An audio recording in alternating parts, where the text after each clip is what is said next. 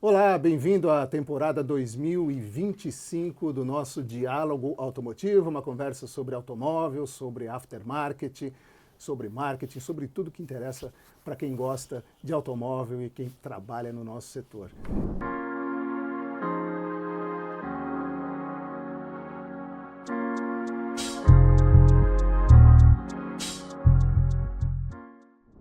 E hoje nós estamos recebendo aqui o jornalista Alexandre Ulli, que é uma das pessoas que mais entende de automóvel no Brasil, é o curador também da página German Garage BR, né? Exatamente. Daqui a pouquinho a gente vai conversar sobre isso. E com a gente, mais uma vez, a Larissa Garcia, para participar deste podcast.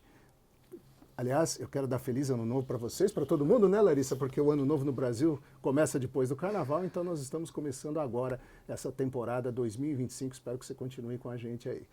Alexandre, tudo bem? Seja bem-vindo. Muito obrigado, muito obrigado. Obrigado. Bom, dizer que eu entendo muito de carro não diria exatamente isso, eu chuto tudo, ninguém confere e a gente segue o jogo, né? É que nem muito historiador que eu conheço também. Os caras falam as datas, aquela tudo, coisa toda. Vai ficar tudo certo, né? Tem que conferir. Por isso o pessoal que está assistindo, confiram. Ou não, né? Ou não. Veja bem. Vamos estragar aqui a nossa conversa, né? Alexandre, fala um pouquinho da German Garage, porque eu acho que é um conceito interessante você reunir um acervo muito bacana de carros da Volkswagen, inclusive algumas raridades, né? Para quem gosta de carro antigo, tem algumas coisas muito interessantes na garagem do Alexandre. A German Garage nasceu do amor que eu tenho por carro antigo. Eu acho que o Brasil sempre teve uma vertente para carro de origem alemã, né? Volkswagen, a própria GM também, Opel, né? Sempre foram carros de origem alemã. Eu gosto. Então eu acabei criando a página para isso, para reunir alguns carros que fossem do meu gosto e, enfim. Mas tem exceções, né? Eu criei uma JDM Garage agora, que é para carro japonês, que eu gosto também. Na verdade eu criei até uma romeno, qualquer cor, criaria qualquer uma. Mas essas são as que eu vejo mais envolvimento, né? Tem os carrinhos lá, tem alguns que eu procurei comprar com alguma história, enfim, foi isso. Fala um pouquinho do Fox. O Fox é um caso interessante na história da Volkswagen no Brasil, na década de 80, 1987, né? Quando a gente conseguiu emplacar uma dupla lá, um casal de Voyages lá nos Estados Unidos, né? Foi uma história bacana essa aí. Conta pra nós aí.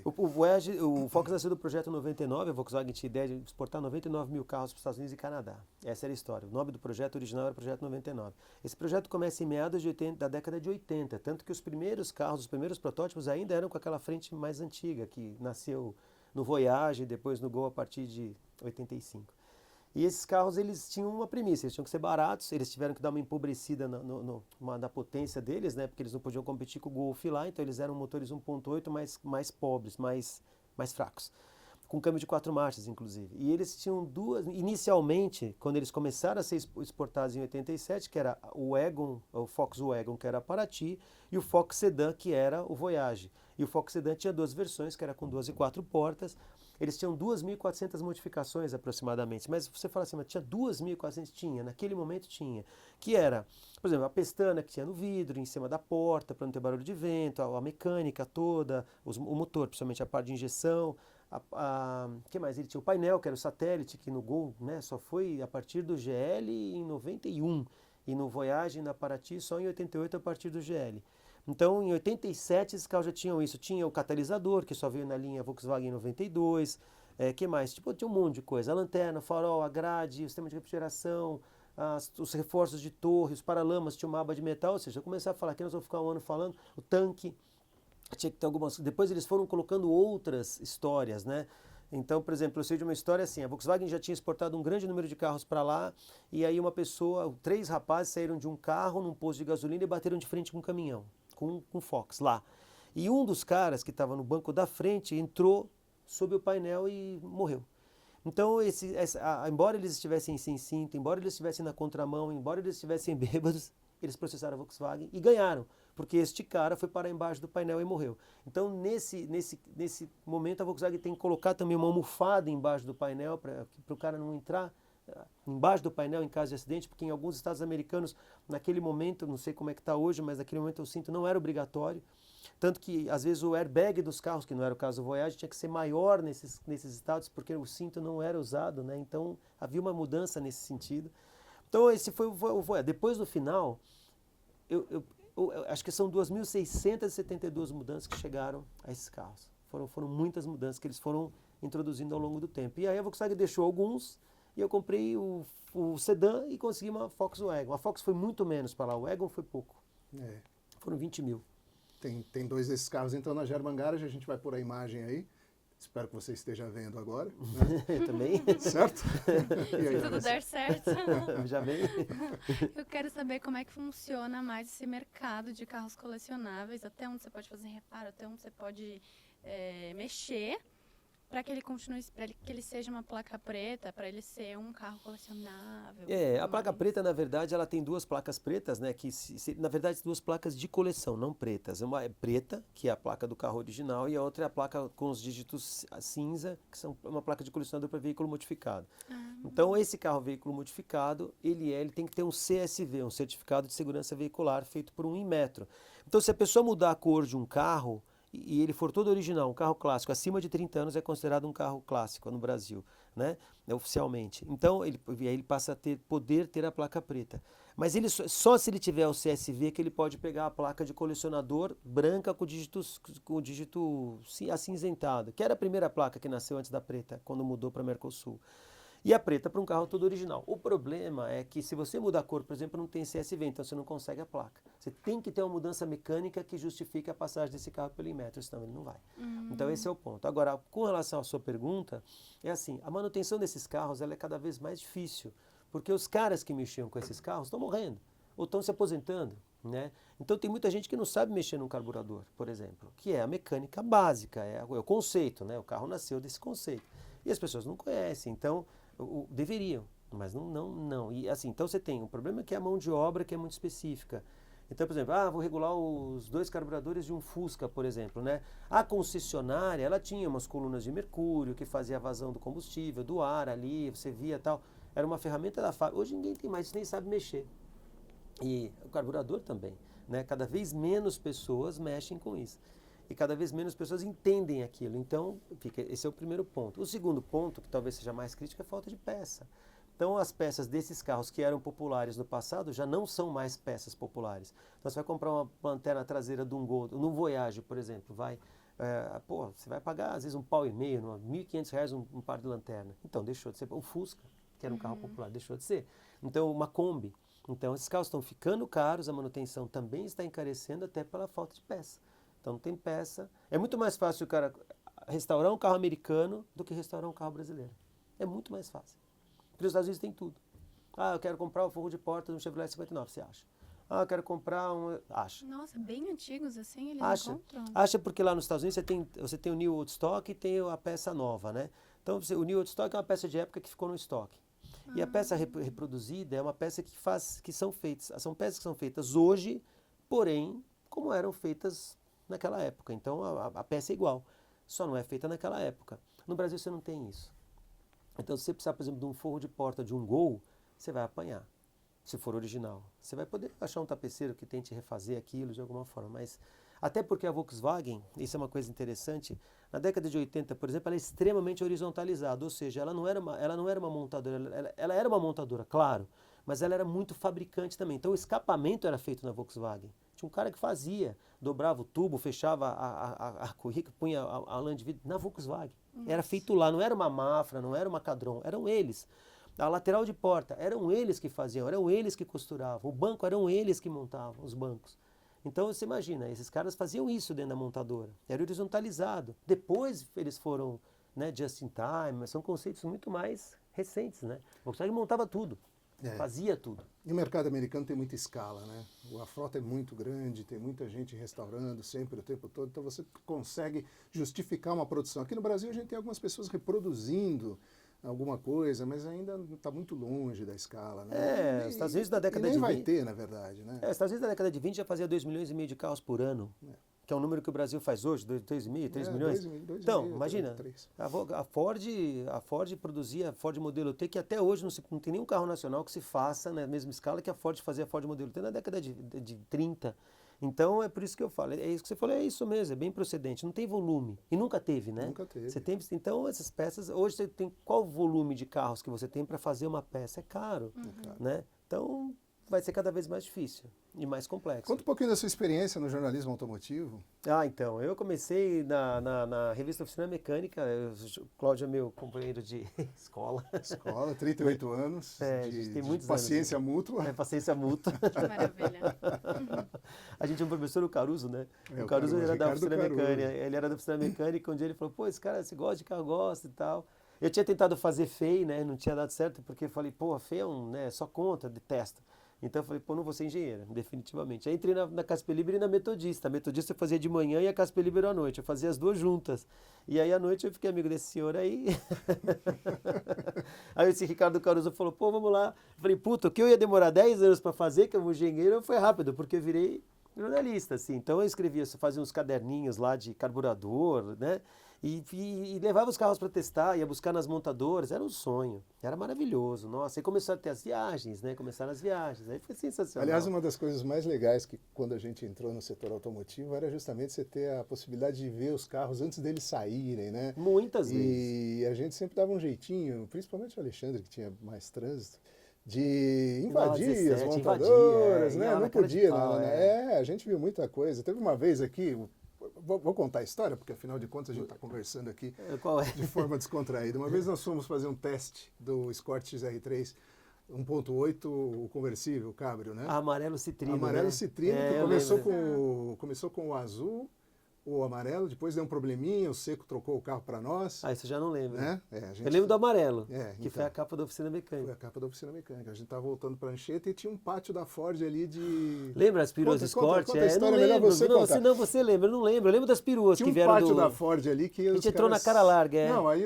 a gente tava com um carro de fábrica, então ele tinha um adesivo, uma bolinha no para-brisa. Que identificava que era de fábrica. Que era carro de fábrica. Então Nossa, a gente entrou lá, encostamos lá na porta, o guardinha olhou, Lembrei, viu a que o gente carro caiu era pra de dentro. fábrica, abriu, caímos para dentro. Aí, bom, o que nós vamos fazer aqui? A gente tinha uma maleta de equipamento de teste, aí pegamos a maleta, bom, nós somos engenheiros aqui, vamos olhar os carros, vamos mexer nos carros. Começamos a descobrir carro, tava tudo coberto, né? Lembra disso, cara? Lembro. Tinha as peruas que vieram do Reino Unido, lembra? Aquelas duas pratinhas? Exatamente. Era que ficaram ali, eles pediram, a Ford tinha pedido 2 carros para fazer teste, que eles estavam tentando, eles iam ver se iam lançar o Escort da primeira geração, daqui do Brasil, da primeira daqui, né? De 83. E eles trouxeram 2 peruas, eles solicitaram para a Ford Europa 2 peruas para fazer teste. Os carros vieram com a direção do lado direito, quem mandou foi a Ford inglesa. Aí os carros ficaram encostados nesse, que é em Anguera ali, né? A faculdade de Anguera ali, eu acho que era o CPQ que chamava aquilo, Centro de Pesquisas da Ford. Esses carros ficaram no pátio até morrer, eles vieram zero, ficaram encostadinhos na parede ali do estacionamento, que hoje deve ser o estacionamento da faculdade, não sei nem se tem a faculdade lá ainda, e morreram ali, 0 quilômetro. Importação naquela época, você não podia devolver o carro. Não valia a pena, né? Teste, porque a montadora, quando ela importa o carro para teste, ou ela escrapeia, ou ela regulariza, ou ela devolve. São essas 3 vias, né? Eu trouxe um carro para testar, ou eu devolvo para a montadora, ou eu escrapeio ele, ou seja, eu desprenso o carro, ou eu regularizo, pago a documentação, pago os impostos e o carro segue. A GM chegou a regularizar alguns carros, né? O Ômega alemão está rodando por aí, tem Vectra 6 cilindros com câmbio manual também, que eu sei, mas o que alguns diretores, não sei qual foi o rolo lá, que eles acabaram regularizando esses carros. Mas a Ford escrapeava tudo. Cara, podia até haver museu, né? Imagina colocar esse Até hoje museu, a gente não conseguiu viabilizar um museu. O Alexandre foi curador do Museu da Ubra. Da Ubra, o Museu da Ubra foi legal. O Museu da Ubra foi uma experiência sensacional, porque a Ubra era uma coisa legal, assim, né? Foram 660 carros, era maravilhoso, eles tinham coisas muito legais, o prédio era legal, o negócio era legal. A GM tentou montar um museu, a Prefeitura de São Caetano deu um terreno para a GM, que acho que era uma praça ali perto, e aí a GM tinha um acervo, que era bem interessante, tinha bastante coisa legal. E aí, quando mudou a prefeitura, mudou o partido, enfim, pumba, pegaram e falaram, não, nós não vamos te dar. Nós vamos pegar de volta essa área porque ela vai ser usada para uma outra finalidade. Pegaram de volta da GM esse negócio. Então, os carros que iam ficar nesse museu ficaram largados. Aí tinha um cara, que era o Fanfa, né, o Luiz César Fanfa, que era um grande amigo meu, que ele pediu para tomar conta dos carros. Então, eu tomava conta dos carros, de graça. Só que ele me deu uma senha, até hoje, ele me deu uma credencial lá, como é que chama? Um passe, né? Sei lá como é que chamava aquilo, que eu podia entrar na fábrica como funcionário, como prestador de serviço. Só que ele falava, olha, cara, presta atenção, né? Veja bem, você está entrando aqui, mas você não é jornalista aqui dentro, aqui isso é outra coisa, né? Aqui você é um prestador de serviço, está me ajudando, você fotografar alguma coisa aqui dentro e levar lá para fora, você perca o emprego. Então eu levava, mas tinha bastante coisa. Tinha os 3 últimos Monza, tinha a última Veraneio Redonda, que era de 89, tinha o último Diplomata Coupé. Corsa. O primeiro Corsa estava lá. O primeiro Corsa, tinha 2 ômegas. 2 primeiros ômegas. 2 primeiros ômegas. Aquele carro, inclusive, tinha cor alemã, que nunca veio.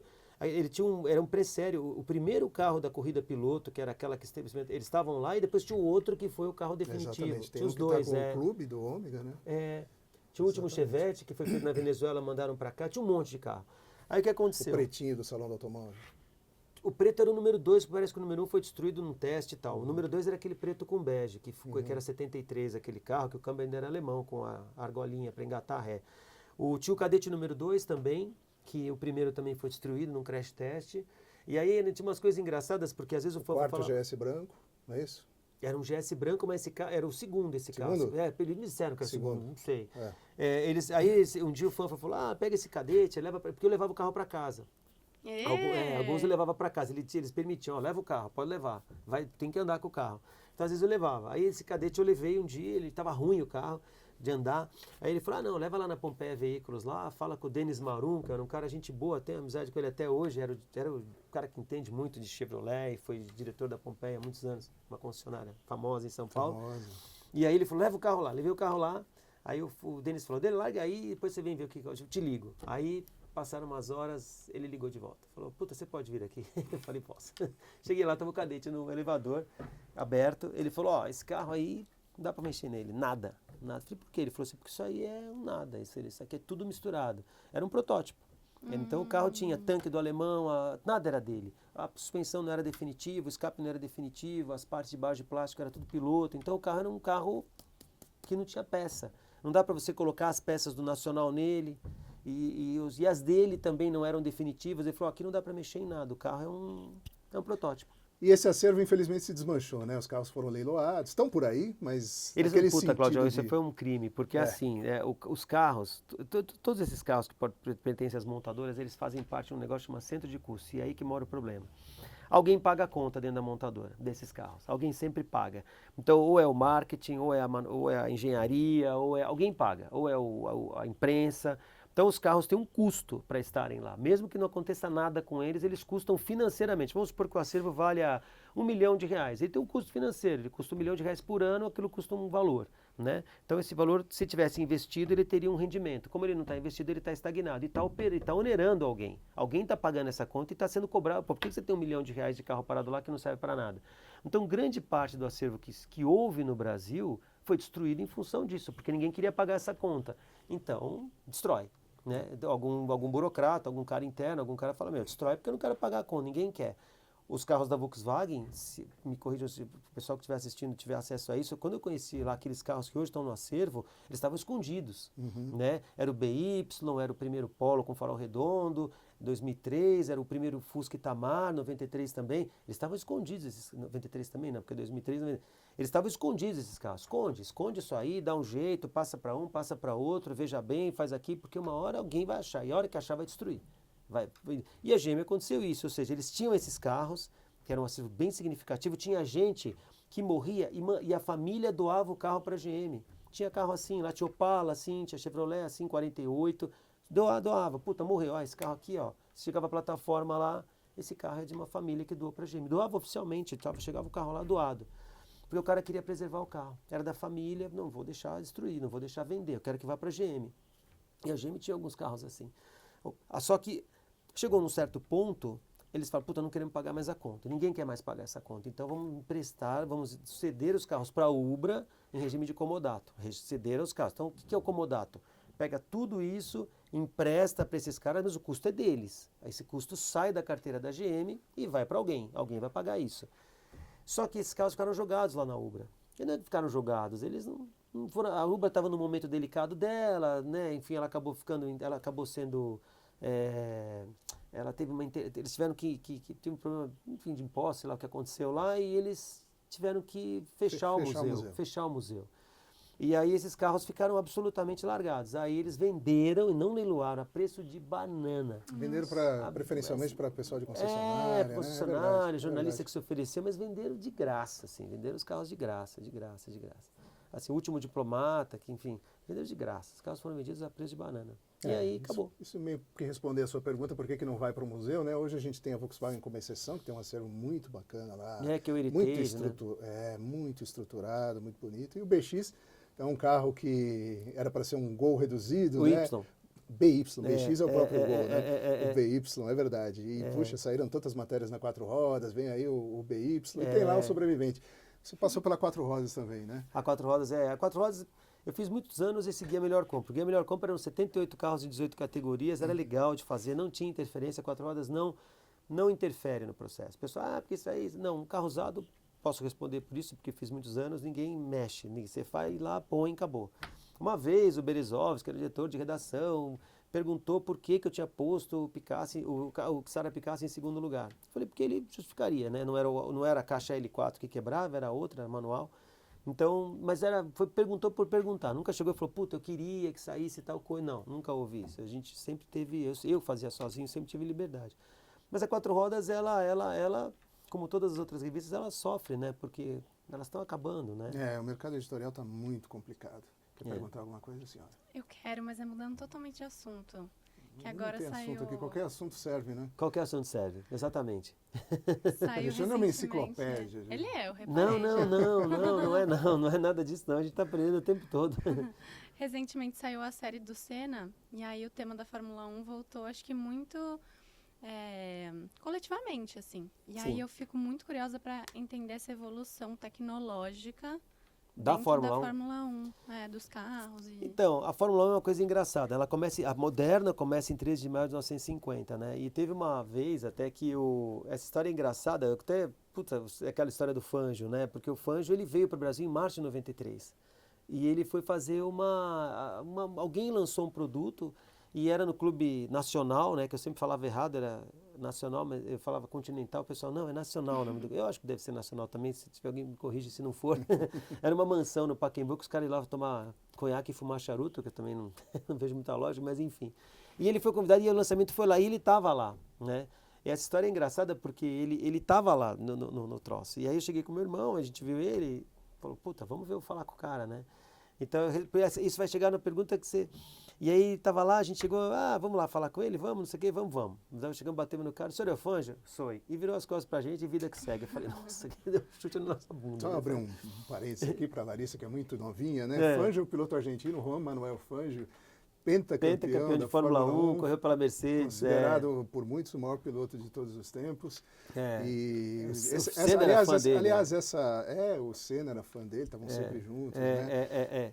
Eles estiveram juntos quando ele esteve aqui em 93. Eles estiveram juntos. Essa questão do maior piloto é um pouco polêmica, porque são eras diferentes, os carros que eles dirigiam naquela época eram cadeiras elétricas. Né, então, e aí que o bicho pega. Entra a história do Alexandre. Porque o Fangio, ele era um cara que, embora a gente estava ali, aí ele virou as costas pra gente, ficou ele de costas com esse intérprete que estava e eu e meu irmão atrás dele conversando. E eu falei, o Fangio dirigia um carro legal, que era 300 SLR, que era um carro que tinha o comando desmodrômico e foi o primeiro carro do mundo depois deu origem a 300 SL, que foi o primeiro carro do mundo com injeção de combustível.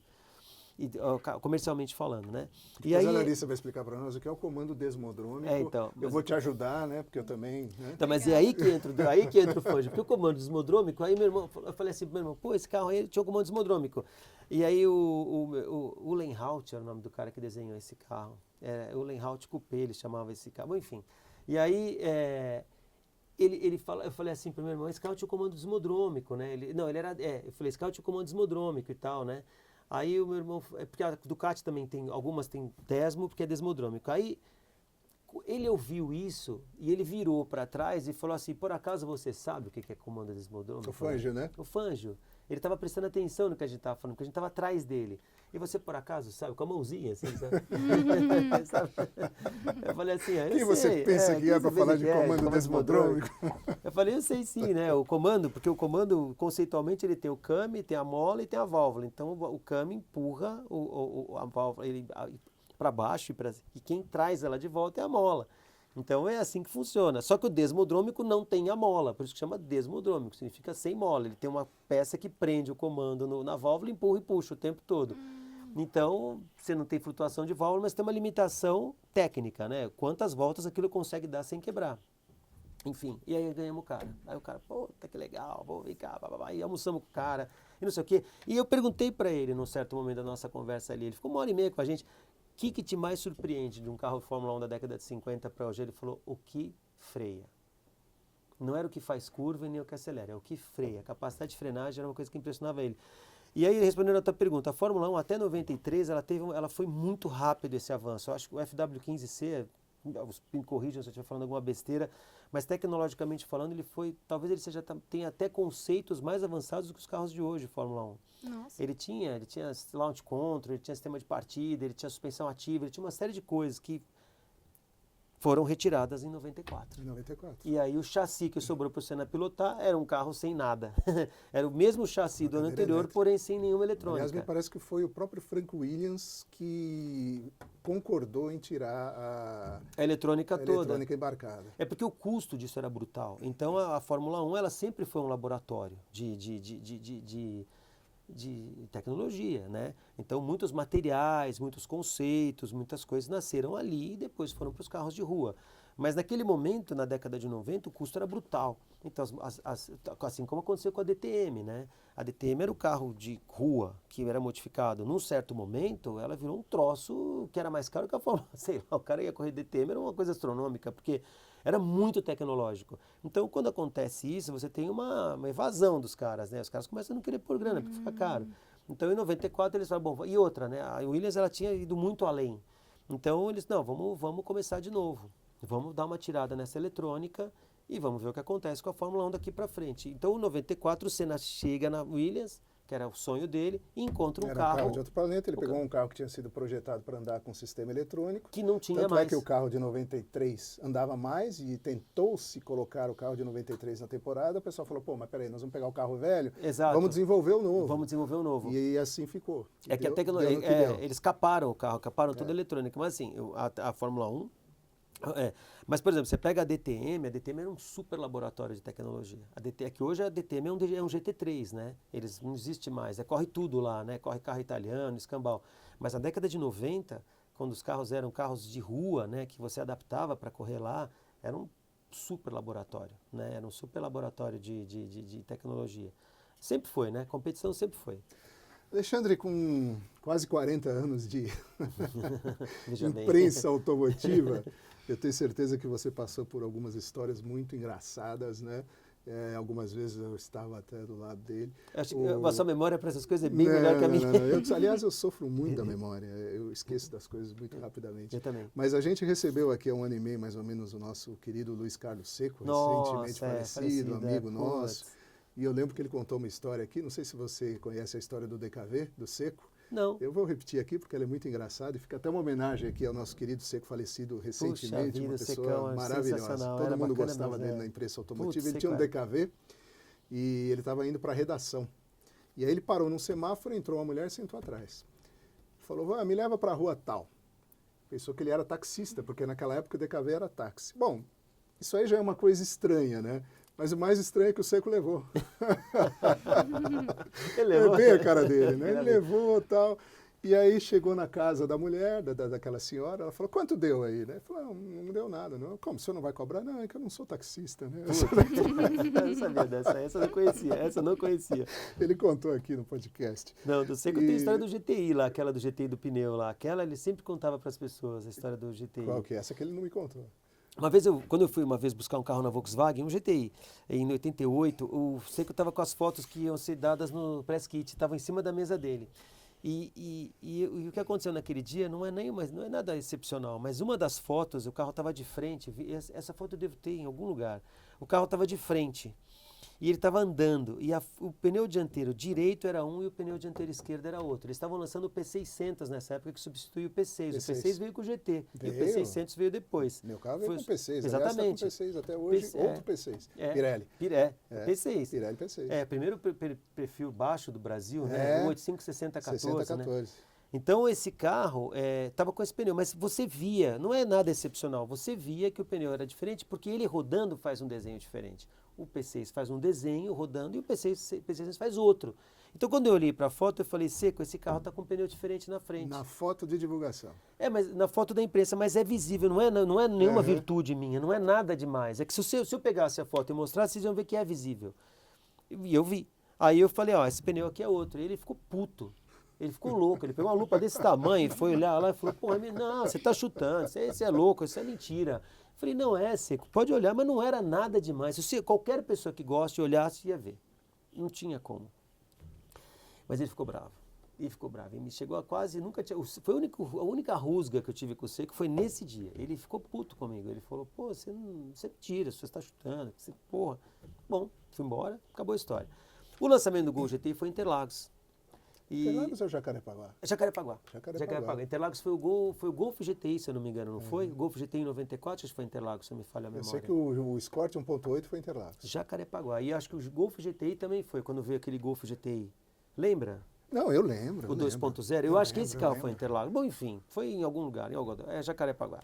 E ele foi lá no carro, porque ele pegou a placa, pegou a foto, jogou no bolso, foi lá olhar o carro. Chegou lá no carro. Estava lá. Tava lá. E os dois pneus eram iguais. O que aconteceu? Ele olhou e falou, esse Alexandre, filho da mãe, tava chutando.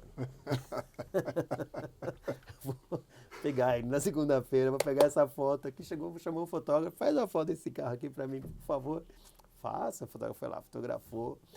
Quando ele tava saindo, ele olhou no pneu traseiro, tava lá o P6. O que aconteceu?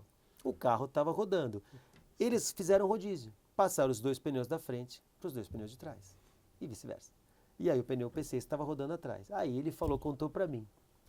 Que ele chegou lá e contou exatamente como eu estou te contando. Eu falei, pô, Seco, eu tenho certeza. Não, mas calma. A história não acaba aí. Falou do pneu que estava lá atrás. E aí eu cheguei lá como manjão. O que esse pneu está fazendo aqui? Mas o que aconteceu, na verdade? O carro era um piloto. Era um carro de teste, mas da primeira fornada. Um pré-série. Então o step era P6. O que aconteceu? Em algum momento, eles montaram os 4 P600 nele, mas em algum momento o pneu dianteiro direito destruiu, estourou, bateu, não sei o que aconteceu. Eles montaram step lá. E aí esse step acabou, como o carro estava rodando o tempo todo, eles, né, quando tem lançamento de jornalista, tem gente que gosta de andar, passaram o pneu para trás. E aí ele foi lá e falou, tá vendo, eu acabei saindo como manjão, mas ele contava a história para todo mundo. Sempre que eu encontrava com ele, ele falava, puta, lá vai ele com a história do pneu. Ele contava a história para todo mundo. Sei que era um cara muito legal, muito, muito legal. Maravilhoso, maravilhoso. E Fala, aí? Larissa, o que você quer saber? Aproveita. Eu quero saber sobre a Automec. Quais são as expectativas para a Você Automec? vai na Automec? Você costuma frequentar? É a feira de Então, autopeças, serviços automotivos. Faz tempo que eu não vou em feira, eu vou dizer por quê. Assim, eu me distanciei muito da imprensa. Na verdade, assim, a imprensa no Brasil, ela se tornou outra coisa. Né? Eu me distanciei muito das feiras, os próprios salões do automóvel, a própria Automec. Eu acho esses lugares interessantes, claro que eu acho interessantes, mas eu acho que eu Alexandre, acabei me distanciando desses eventos, porque eu acho que lógico que uma Automec, um salão do automóvel, uma Brasil Trans fazem sentido, elas fazem sentido para mim. Mas a minha relação com o jornalismo mudou um pouco. Eu gosto de carro porque gosto. Eu deixei de ser jornalista automotivo e passei a ser apenas um admirador de carros. Então, quando eu criei a minha página, acho que você respondendo, né? A página é uma forma de eu me posicionar dessa forma. Ao longo do tempo, eu deixei de ser um jornalista. Até porque hoje qualquer um é jornalista. Exatamente. Qualquer um escreve sobre carro, o Instagram Porque o jornalismo era o democratizou. seguinte, né? Você podia até ter informação, mas você precisava de um meio para difundir Precisava essa do veículo. informação. Precisava de um veículo, né? E quem tinha o veículo eram as empresas, as emissoras de TV, as emissoras de rádio, as editoras, os jornais, então você ficava com aquela informação. Hoje em dia, todo mundo tem canal de informação, né? Sim. E criou-se uma grande confusão. Hoje em dia as pessoas não sabem bem, ou quem pesquisa sabe, mas a grande massa não sabe diferenciar quem é que está dando uma informação 100% confiável, uma informação apurada, daquele que está lá simplesmente falando, né? E a difícil, própria né? a indústria autopeça no Brasil, ela evoluiu muito também, né? Então, por exemplo, uma vez eu fui fazer uma matéria na Cofap, então era o... Como é que ele chamava lá, que era o dono da Cofap? Que depois O Kaczynski. Kaczynski, o Abram Kaczynski. Então, assim, o Abram Kaczynski, eu fui fazer uma matéria lá sobre amortecedor eletrônico, eles estavam desenvolvendo um amortecedor eletrônico, eu fui lá na Cofap. Aí falaram assim, ó, quem vai te atender é o cara que mais entende disso aqui, que era o próprio, era o Abram Kaczynski, era o dono da empresa. Então, assim, você tinha esse acesso ao cara, né? Então esse cara era um cara que te atendia. Né? Hoje a empresa não pertence mais a uma pessoa, né? Ela foi vendida, enfim. E a Mali, se ia na Mali fazer, era o Mindlin, né? Eram esses caras que falavam com você. Eu tenho o relógio que o Kaczynski deu. Na hora que eu estava indo embora, ele falou, ó, ele pediu uma caixinha assim, leva esse relógio aqui, é uma lembrança desse dia. Ele entendia profundamente do que ele estava fazendo. Ele era de verdade. Então era uma época muito romântica, né? Então quando você fala de Automec hoje, a tua forma de ver essas coisas, para quem viveu aquilo, é diferente. Porque a coisa não é igual, assim, não é pessoal. É isso que eu quero dizer. É diferente. O mercado se profissionalizou muito, né? Cresceu demais. O Brasil tradicionalmente sempre produziu excelentes peças para exportação para o mercado interno. A nossa qualidade dos componentes que são produzidos no Brasil são excelentes. Até pelas condições que os carros rodam aqui. Exatamente. Mas antigamente você tinha acesso a essas informações, você tinha acesso aos caras que faziam, tinha acesso aos engenheiros, tinha acesso. Hoje mudou. Hoje não é mais a mesma coisa. Alexandre, a gente falou aqui em evolução de Fórmula 1, mas os carros também passaram por uma evolução grande, né? Embora não na mesma velocidade que o Fórmula 1, mas hoje a gente tem carro definido por software, né? O pessoal fala que o carro está virando um grande celular. Existem pesquisas que mostram que as pessoas... antigamente você perguntava qual é a potência, quanto faz de economia, quantos quilômetros por litro. Hoje as pessoas pegam o multimídia, o que isso aqui lê, né? Quais são as informações que eu consigo desse multimídia? Né? É verdade. Onde que vai parar o automóvel? Isso implica também na relação do dono do carro com o próprio carro, né? Na questão da manutenção. E do próprio convívio, né? Exatamente. Que pode mexer ou não. Não pode, né? O bloqueio que se faz hoje nos automóveis exige que muitas marcas, você tem que recorrer à concessionária para passar o scanner, que o reparador independente não tem acesso. Onde você acha que vai parar essa questão da evolução do automóvel? Então, o automóvel, né, que a gente estava falando até aqui informalmente antes de a gente começar esse podcast, né, os automóveis, o que desenvolveu muito nos automóveis foi a parte eletrônica, né, o conceito do automóvel não se desenvolveu muito, né. Então, até eu estava lendo outro dia que se os automóveis tivessem se desenvolvido como a indústria da informática nos últimos 50 anos, o Rolls Royce custaria $1 e faria 1 milhão de quilômetros por litro, para ter uma base de como se desenvolveu a indústria informática. E os automóveis não acompanharam isso conceitualmente, né? Ele continua sendo um sistema de manivela, de alavanca, de propulsão, de queima de combustível, ok.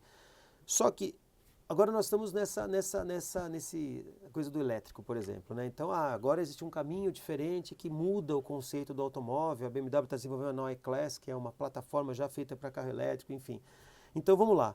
Eu acho que talvez esse seja o momento da mudança, né? De você falar assim, pô, deixou de ser o que é e vai ser uma nova coisa. Eu não sei para onde vai, mas o que eu digo é o seguinte, a forma como você tratava o automóvel mudou completamente, era muito mais pessoal, né? Você mexia, você mudava, você podia interferir muito mais, você não interfere em quase nada num carro hoje, nem pode, né?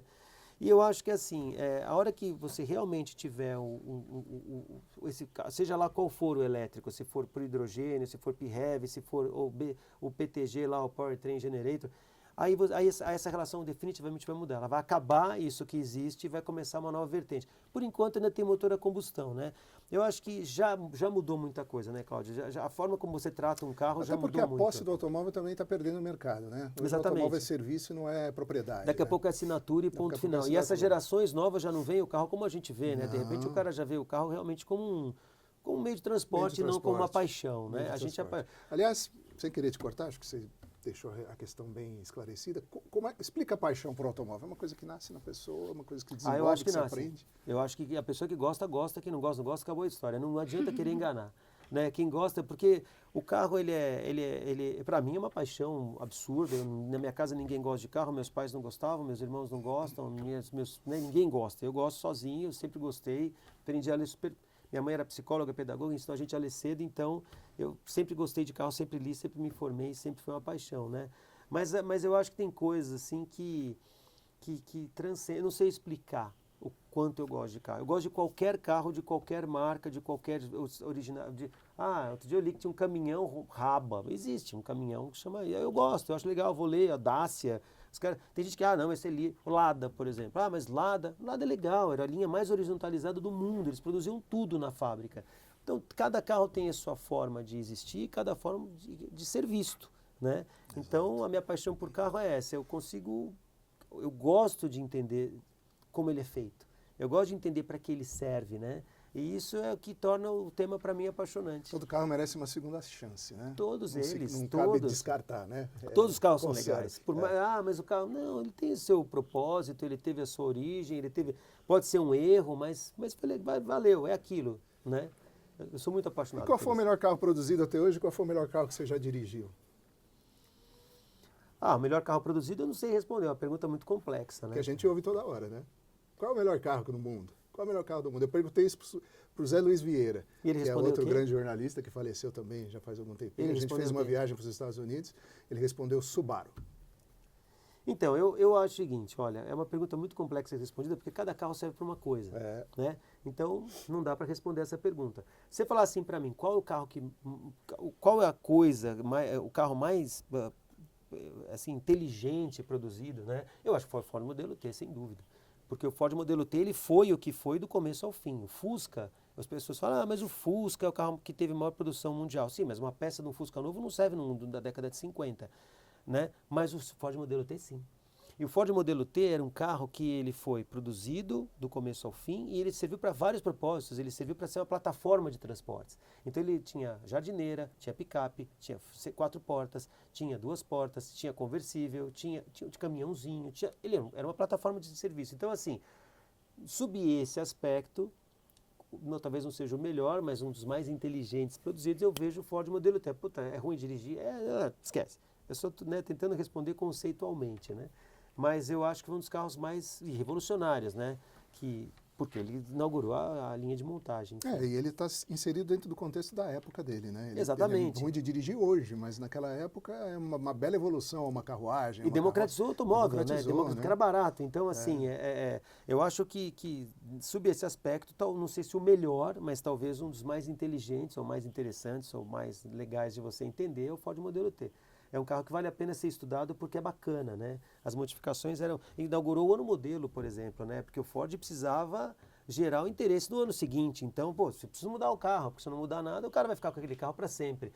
Então, ele também teve esse Agora, se você pudesse escolher um carro, qualquer um, para ganhar de presente, para você guardar para sempre, qual seria? Puxa vida, essa é uma pergunta muito difícil. Eu estou aqui para complicar a sua vida, né? Olha, tem milhões de carros que eu gostaria de guardar. Essa galera seria imensa. Mais um da coleção. Olha, eu não sei. Olha É uma pergunta dificílima de responder. Não sei, um carro para guardar para sempre. Eu vou te falar uma coisa. Eu acho que talvez, eu acho que eu escolheria uma 911 Turbo 75, que eu gosto muito desse carro. Eu acho que esse carro foi um marco também na indústria do automóvel. Ele, em 75, ele fazia 0 a 100 em 5 segundos, era um carro turbinado de fábrica. Eu acho que eu guardaria uma 930, Acho que talvez esse carro eu guardaria. Ninguém me perguntou, mas sabe o carro que eu guardaria para sempre? Mas eu ia perguntar. Opa! Me perguntar. Meio assim, né? Por livre espancada à vontade, mas né? eu ia perguntar. Eu quero o Lincoln Futura. O Batmóvel, 1961, o Batmóvel de 1960, né? Que deu origem. Não, eu quero o Batmóvel, porque o Lincoln Futuro não tem mais, né? Não tem mais, Eu queria ter aquele Batmóvel de 4 milhões de dólares na garagem. Esse é o meu carro do sonho. Olha, é engraçado, porque assim, você vê que é engraçado. Uma vez eu fui fazer uma matéria no Classic Center lá da Mercedes. E o Classic Center não é um museu, ele é um Classic Center. Ele é um lugar onde tem um acervo de carros da Mercedes que servem para um propósito específico. Ou eles são vendidos, ou eles são restaurados e vão fazer parte do acervo, mas eles são carros que não fazem parte do acervo rotativo lá do museu, eles são à parte. Então eles costumam dizer, quando a gente foi lá, tinha uma 280 SL 71 que eles estavam remanufaturando, eles não falam restaurando, eles remanufaturam, colocam o velocímetro 0 km e o carro volta à vida, assim, mas zero, é um negócio impressionante a qualidade do serviço que eles fazem. A Porsche tem uma divisão chamada Porsche Classic, que você também pode mandar restaurar Porsche clássico lá, paga uma fortuna, mas pode, você paga e faz. E eles tinham, quando a gente foi perguntar lá, e aí os carros estavam num galpão, e aí eles falaram assim, puxa, tinha um cara que tomava conta desse galpão, a gente chegou assim, mas fomos lá conversar com o cara tá na porta do galpão e tal. E daí, vem cá, todos andam? Aí o cara ficou olhando pra tua cara, assim, o cara de gaveta, né? Tipo, xinguei a mãe dele. Olha que merda que eu falei, que o cara não para de... Aí ele não responde um A, né? Aí ele falou, não entendi a sua pergunta. Você fala, todos funcionam? Você repete a pergunta, você podia disfarçar, ir embora, né? Acho que eles estão me chamando para almoço, então você fala a mesma merda, o cara, pá, escolhe um. E aí tinha o carro do Fangio. A Mercedes do Senna estava lá, aquela 190 2.316, estava no acervo nessa época. Hoje acho que está parte do museu, mas naquela época ela estava guardada lá. E aí ele foi lá e fez o carro funcionar. Funcionou. E aí a gente começou a conversar com o cara e ele entendeu que a gente não estava querendo ofender, que a gente estava realmente curioso, porque 600 carros não é um número pequeno de carros para funcionar, né? E todos funcionavam. E ele gostou tanto da gente que ele falou, fazer o seguinte, eu vou fazer assim, nós vamos escolher 6 carros e nós vamos almoçar com esses 6 carros. Só não pega de corrida porque não tem placa definitiva, eu teria que pedir uma licença, não tem. Mas vocês escolham 6 carros. E a gente escolheu. Então tinha uma 280 SL, tinha uma 220 SE, tinha uma 350 SL, tinha uma 300 SL 57. E tinha um outro carro que eu não lembro. E aí, esse sexto carro eu nunca lembro. Eu não lembro. Acho que vocês deram perda total nele, lembro que melhor esquecer. Não lembro desse detalhe também. Mas tinha um que eu não lembro, que eu não lembro que carro que era mesmo. Eu acho que era uma 220S 64. Eu não lembro que carro que era, não lembro. Vou chutar, mas não lembro. Só que esse 300 SL foi o carro que eu peguei. Ele falou, vai nesse. E quando ele chegou na porta do carro, assim, que eu estava indo embora, eu dei partida, ele falou assim, ó, te peço desculpas pelo carro, né? Eu falei, por quê, né? Ele falou assim, porque esse carro tem 16 mil quilômetros e nunca foi restaurado. Esse carro vale um caminhão de dinheiro. Se fosse uma porrada, ia ser um prejuízo grande. Então, respondendo a tua pergunta, era um carro extremamente bacana e usável. A gente foi almoçar com ele, voltou. Então, assim, você fala assim, puta, já seria um carro que, de repente, respondendo a sua pergunta, talvez eu guardasse um troço desse. Você está querendo dizer que eu não vou conseguir andar de Batmóvel em São Paulo, né? É isso que você está querendo dizer. Estou dizendo que vai ser difícil. Não seja pessimista. Mas então, esse seria um carro usável antigo, né? Dá para andar, dá para guardar e vale um caminhão de dinheiro. Obviamente, se você bater, você está perdido, né? Ou se alguém entrar com a moto nele... Mas dá um chute no espelho, né? Mas você contou as histórias engraçadas do Seco aqui, não contou sua, né? Você tem coisa que você lembra que você achou muito engraçada? Difícil lembrar, né? Porque coisa tem, né? Sabe o que é engraçado? A gente já viveu cada coisa absurda, tem né? umas coisas que são engraçadas. Não é engraçado, mas é curioso, assim. Não é engraçado de dar risada, mas assim, as coisas, como eu disse, elas são muito incipientes, né?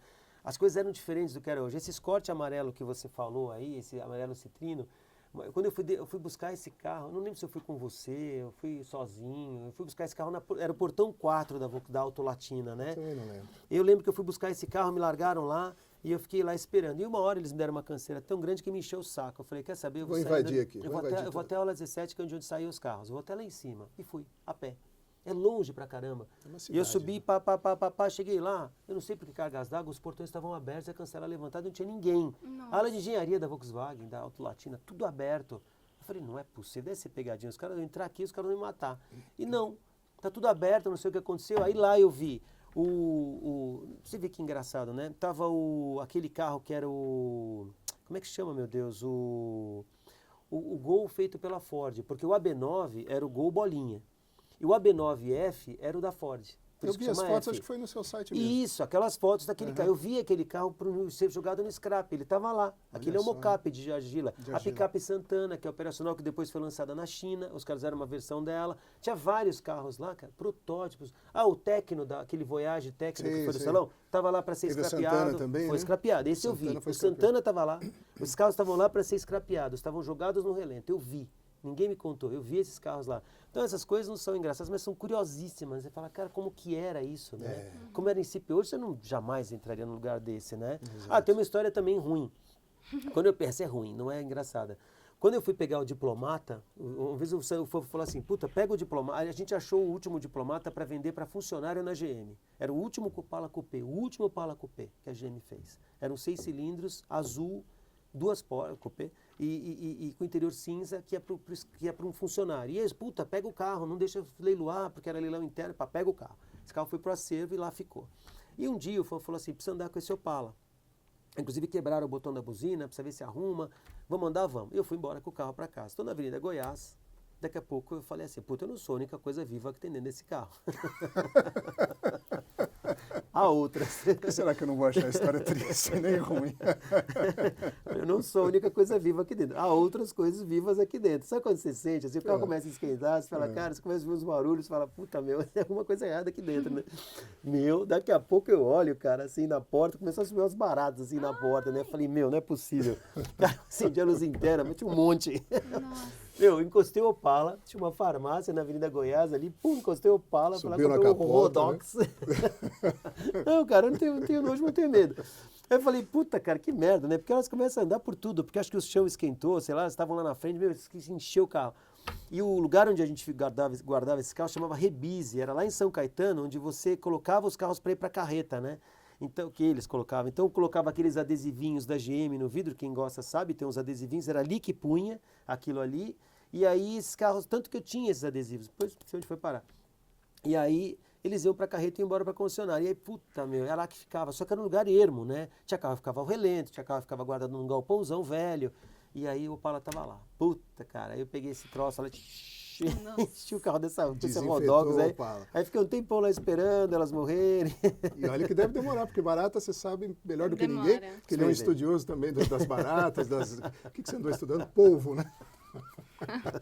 Esse com certeza não foi o carro que você mais gostou de dirigir, né? O carro era bem legal, viu? Ele não perdeu o brilho dele, não, por causa das baratas, mas foi engraçado porque eu falei, puta, cara, sabe quando você registra, você fala assim, cara, tem alguma coisa errada aqui, sabe? Sim. Não sou a única coisa viva aqui dentro, porque se escuta, né? Sei lá o que acontece, Não, a né? barata ela se faz presente. Ela Polvo e barata são bichos que eu É, acho engraçados. Eu andei bicho- estudando tubarão também. Tubarão, você vê que não é só Eu gosto de ler sobre, automóvel, eu né? gosto de ler sobre essas coisas. Uma enciclopédia, realmente. Não é não, é que eu sou curioso, sabe? Não é não. Curiosidade matou a barata. Todas. E Um o monte. carro que você gostou mais de dirigir? Eu não sei. Ah. Não era pra você me perguntar, pergunta pra ele, que é o, Mas que é o ele te devolveu convidado a aqui. pergunta. O Cláudio Como tem é um que ele Gol sabe GT de que ele ganhou você? do avô dele, uma história espetacular. Quando a gente entrou na faculdade, o avô dele deu um Gol GT pra ele, que ele tem até hoje. Tem quantos mil quilômetros? 30 38 mil. É, Nossa. um GT, é um carro muito legal. E ele não andava com o carro. Ele ia de ônibus e voltava, mas não andava com aquele Gol. Mas eu usei muito, né? Depois eu acabei, quer dizer, muito. Não dá pra falar que é muito, porque... Pô, tem 38 mil quilômetros. 38 O mil Cláudio quilômetros, mas- tinha esse Gol GT dele, é bem legal. Bem legal. interessante o carro. mas eu não vou saber te dizer, precisaria pensar também. Talvez Na esse, hein? próxima. Talvez pode esse. ser. No Pode próximo ser. podcast, Eu acho, né, ele pelo responde. valor Pelo valor sentimental, né, porque até esse carro, fizeram né? um vídeo com esse carro outro dia lá. Eu não E sei qual tem na carro seria. internet. Eu não tenho essa resposta de dizer assim, difícil, qual né? carro é qual carro mais legal. E ele muito mais difícil ele do que eu, porque você teve muito mais de 1000 carros, você já teve, né? Mais de 1000. Nossa. Mais de 1000, bem mais, bem mais. Que Porque isso? de 2003 a 2018, eu comprei e vendi carro profissionalmente. Então, assim, eu comprava muita coisa. Então, por exemplo, da concessionária AutoStar, puta, eu comprei 296 carros em 7 anos dos caras. E tá lá no sistema deles, não estou inventando, tá lá. Assim, da Unidas, quando eu comprava carro, eu comprava, 50, sabe assim, comprava um monte. É lógico que, obviamente, carros de comércio não são carros que você teve, mas que eu tive, cara, eu tive um monte, eu tive uns 1000, eu tive bastante coisa. Assim, porque eu gostava de... Gosta de carro, né? Você gosta de experimentar. Lá, a própria German Garage. Então, assim, você vai comprando, e você vai vendendo, e você vai... Carro e moto, né? Moto eu gosto muito também. Caminhão, mas caminhão eu nunca tive nenhum. Agora, moto eu tive um monte. Mas o legal não é você usar. Eu acho que o legal é você usar isso, né? Não é você ter por ter. O carro que você compra comercialmente não conta. Se você pega um cara que claro. andou no moto, ele teve 10 mil, 15 mil, 20 mil. É. Não é isso. Mas de 2000, de 90, o primeiro carro que eu comprei acho que foi 85, sei lá. Até hoje eu tive mais de 1000. Eu lembrei de uma outra história que você me contou, que você foi de caminhão para casa. Fui! E os fios. Puta! A Ford emprestou um cargo pra gente, porque as montadoras... Ele ia pro banco de caminhão. A montadora emprestava o caminhão pra gente. O que aconteceu? Houve alguns acidentes de caminhão no Brasil com caminhões de teste envolvendo jornalistas. Eles interromperam esse empréstimo, eles não emprestavam mais. E aí, há um certo tempo, elas voltaram a emprestar. Então, a Mercedes, por exemplo, um dia emprestou um 1620. Só que você vai levar para casa o 1620, você tem que levar. Está aqui a chave, está aqui o documento, se vira. E eu levava para casa, eu morava aí, sim, eu já morava na Vila Andrade, então era uma rua, tal, eu chegava lá, guardava o caminhão, deixava na porta do prédio e vida que saiu. Eles me adoravam, né? Um caminhão na porta da sua casa, e acabava com todas as vagas, de quem tinha 2 carros tinha uma vaga só. O cara chegava lá, tinha um caminhão. E aí eles começaram a emprestar de novo esses caminhões, carreta, então emprestava, assim, embora para casa com esse troço. Você se virava, tinha que fazer foto, enfim, eu escrevi para Brasil Transportes. E aí um dia a Ford emprestou um caminhão que era um cargo. Só que o baú dele era o limite da lei, só que ele não passava na maior parte das pontes, porque as pontes da Marginal ele não passava. Você tinha que passar na faixa da esquerda, enfim. E aí, quando eu saí com esse caminhão, estávamos eu e meu irmão de novo. A hora que a gente foi buscar esse caminhão no Ipiranga, que pegava lá, ele veio derrubando tudo, cara. Aí a gente ligou para a Ford e falou, olha, não dá. Esse caminhão tem que voltar, não tinha como, porque ele era alto. Ele estava dentro da lei, mas ele arrancava tudo, arrancava fio, puta. Daí eu peguei esse caminhão, levei de volta. E aí a Ford emprestou um caminhão, tinha um cara lá, que era o Fernando de Almeida. Esse cara era vice-presidente de caminhões da Ford, esse cara é um cara bem bacana. É um cara que ele teve um fim irônico, porque o Fernando de Almeida, ele era o cara que escrevia para a Motor 3 sobre aviões. A Motor 3, para mim, foi a melhor revista de carro do país até hoje. Ele fazia as matérias de aviões para coisa. E ele é o cara que mais tinha voado tipos diferentes de aeronave no Brasil. Não horas voadas, mas tipos. Ele voou mais de 1.500 tipos de aeronave. Nossa. Ele voou Asa Mitchell, ele voou, tudo. NAT-6, ele voava tudo. Porque eu fui editor de uma revista de avião, então a gente teve... E esse cara, ele teve um fim irônico. Por quê? Porque ele era um cara extremamente rígido com segurança. Eu voava com ele tinha um Sundowner, que era um avião da Beechcraft, e ele tinha um Taylorcraft 46 entelado, que era um avião, parecia um avião de instrução, assim, com asa alta, entelado, mas ele era muito rico. Quando a gente voava, a gente às vezes descia no aeroporto e tal, ele estava olhando o avião, ele estava olhando, mas quando a gente ia voar com o avião, ele fazia toda a checagem. Olhava todas as superfícies, mexia nos flaps, mexia em tudo, no leme. Por quê? Porque ele falava, isso é procedimento. Mas a gente não saiu de perto do avião, mas não importa, é procedimento, a gente tem que passar por isso, vamos passar de novo. E ele teve um acidente irônico, porque ele estava ajudando a desenvolver um avião experimental para um amigo, e eles estavam em Franco da Rocha, se não me engano, e o avião teve uma pane na hora de levantar, na VR, né, quando o avião estava voando, e ele faltou combustível. Teve um azar danado, eles caíram de uma altura não muito alta, mas o suficiente para machucar.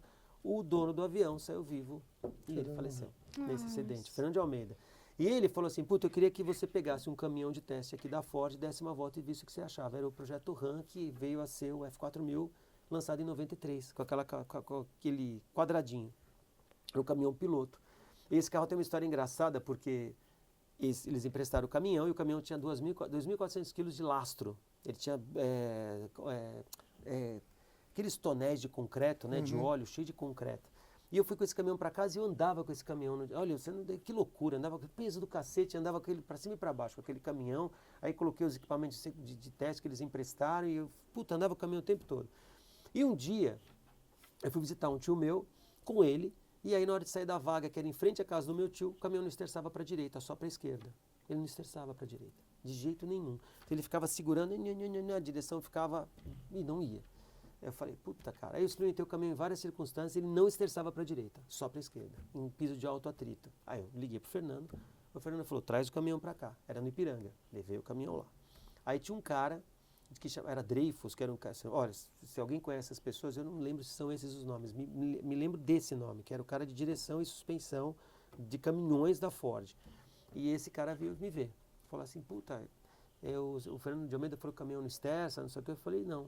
Ele falou assim, pegou o caminhão, fulano, pega o caminhão aí, pá, pum, pum, esterçou para os dois lados. Aí eu falei assim, chamava audit, é onde fazia as verificações de engenharia desses protótipos. Aí ele falou, tá vendo? Você está falando besteira. Eu falei, posso te pedir uma gentileza? Ele falou, pode. Eu falei, põe ali. Tinha um piso com concreto, o caminhão não esterçava. Não esterçava, de jeito nenhum, para a direita não. Aí ele pegou, tirou o lastro do caminhão, içaram, pegaram um outro caminhão da linha, um vermelhinho, puseram em cima, não esterçava. Nenhum esterçava. Quando o caminhão estava carregado, não esterçava. O que aconteceu? A Ford, nessa época, o que eles descobriram? Que o F4000, qual a pesquisa que eles tinham interna? Esse caminhão era protótipo, não tinha lançado ainda. Eles descobriram que o cara que usava F4000, por exemplo, era um granjeiro que levava volume, mas não levava peso. O cara levava volume, mas não peso. Então o caminhão não levava 2, 3 mil quilos, ele levava menos. Mas era alface, então levava, ou coisas de volume que não eram pesadas. Então eles partiram dessa premissa, trocaram a bomba da direção hidráulica da F1000, dele pela da F1000. Era TW30 e TW10. Eles pegaram a da F1000 e puseram no F4000. E o caminhão não esterçava quando estava carregado. Porque a bomba não dava conta, ela não conseguia fazer o sistema funcionar. E aí, por causa disso, eles tiveram que voltar a colocar a porcaria na bomba. É interessante, né? Quando você consegue resolver o problema na fase de desenvolvimento, faz parte do processo, né? O pior é que às vezes passa, né? Às vezes passa. A gente tem muito recall. Nossa, e tem muito carro com problema crônico, né? Faz parte do... tem histórias cabeludas. Do desenvolvimento isso, né? Tem aquele carro que tem um nome horroroso, né? O Ford Pinto. E não é uma sacanagem isso. Que explodia quando batia na traseira, que era um Mini Maverick, né? Uhum. É que na verdade os carros da Ford nessa fase são nome de cavalo, e esse era um cavalo, enfim, um nome que não faria o menor sentido no Brasil, mas que nos Estados Unidos fazia. E o carro era um Maverick pequenininho, só que eles tinham desenvolvido o carro, tinha que fazer uma modificação na traseira por causa da posição do tanque, e quando batia, o suporte do para-choque entrava no tanque e o carro pegava fogo. Só que estatisticamente era pouco, só que quando começou a pipocar isso era tarde demais, muitas pessoas morreram nesse carro. Porque em uma batida banal de trânsito o carro pegava fogo. É, exatamente. E matava quem estava atrás. E aí, Larissa, tem mais alguma pergunta para o nosso convidado?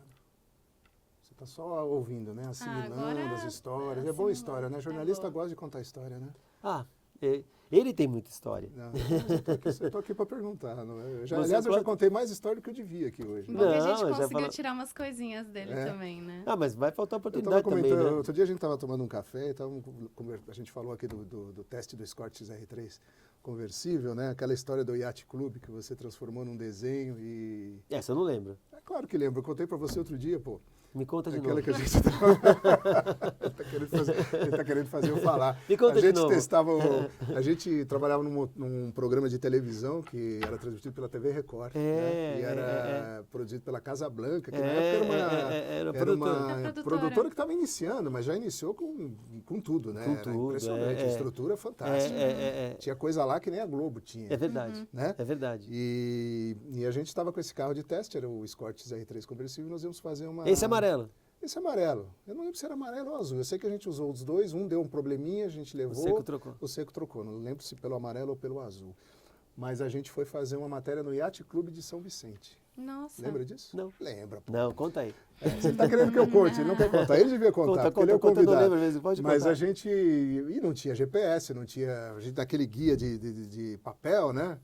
E procurando o Yacht Clube. E rodamos tanto para achar aquele Yacht Clube que acabou o álcool. Era álcool, né? O carro. Agora lembrou, né? Acabou o combustível. Falei, cagada. putz, e agora? O que nós vamos fazer? Né? Acabando o combustível, vamos encher o tanque, né? Aí paramos no posto, postinho assim, abriu lá, e o frentista assim, enchendo o tanque, e a gente lá, inclusive tinha uma lancha lá, era uma offshore, Aham. né? Que ele ia andar Que a de gente ia offshore. andar, é verdade, ia é. andar de offshore, a gente tava super atrasado. Tinha já arrumado tava... helicóptero, É, lembra? nossa, era um tinha negócio... esquema, tinha e tava a esquema. equipe lá, tudo É, tinha câmera, esquema né? violento, E, e os dois jornalistas iam chegar, tava com o carro não de chegava, teste e é. não chegavam, né? Era daquele Mondrive, né? Era o É. Mondrive, daquele modelo lá, né? Aquele negócio, lembra que nossa, ele faz fez? tempo. Puta, faz. E aí nós estávamos lá desesperados para achar o caminho do Yacht Club. E o cara lá, enchendo, aí ele falou, você sabe me dizer, por acaso, né? Onde fica aqui o Yacht Clube de São Vicente? O cara tava com a mão na mangueira, ele só fez assim, ó, olhou pro lado. Aí tinha um muro de 10 metros de altura escrito Yacht Clube. Tinha 1 quilômetro de Yacht Clube escrito.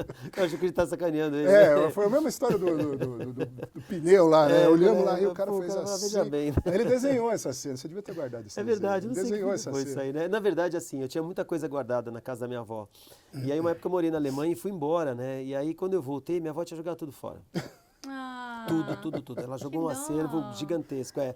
Mas ela jogou porque ela disse que tinha dado cupim, sei lá, enfim. Pelo minha menos foi avó, barata, né? Sei lá, ela falou, alegou o motivo e jogou tudo fora. Mas tinha muita coisa legal lá, muita mesmo. Por exemplo, a 4 rodas eu tinha todas, a Motor 3 eu tinha todas, a Autosport eu tinha todas. As revistas de carro nacional, até aquele momento em que ela fez, eu tinha todas. Dá pra fazer um museu na casa da sua Tinha avó. 4.000 revistas de carro lá no fundo. Tinha o release original do Gol 80, o release mesmo, que a fábrica dava pro jornalista, eu tinha. A minha avó jogou tudo fora. Isso é uma coisa que demorei a absorver. Assim, porque muitas das coisas que eu produzi, que eu fiz, assim, porque não tem hoje na internet, eu não tenho mais.